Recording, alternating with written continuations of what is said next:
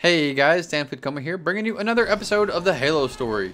Right off, I just wanted to point out the red hot barrel of the spiker, and I think you're about to see it here on the turret. That's just another cool detail that was put into these games that I really like seeing. Now, in this episode, we're still just working on evacuating all these civilians, getting them off the planet before the Covenant class it. So I'm just doing what I can do to get this done, to make sure this happens.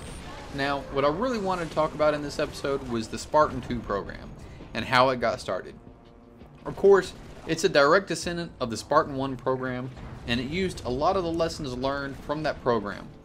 Now, this program was conceived by a Dr. Catherine Halsey, which we'll talk about later, and her first proposal for this program was the most controversial. It was that the use of children of a base for this program was a good idea. And she had a couple of reasons for this. Instead of asking for volunteers, people that had made up their minds about things and made up their own convictions and things of that nature weren't going to be as good, and they could not indoctrinate these people as well as they could indoctrinate children and teach children and doing things of that nature.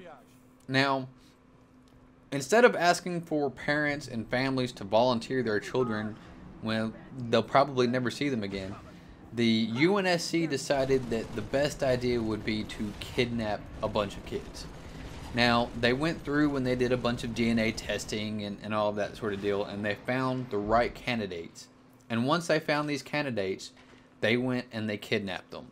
Now, to cover up the kidnappings, they used flash clones, which would die pretty soon after their placement, of what appeared to be natural causes.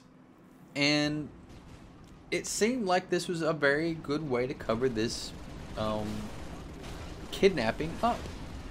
Now, while there were still many complications using these children with the initial training and getting their different modifications done so they could use the armor, we're gonna see that this might have been actually a good decision.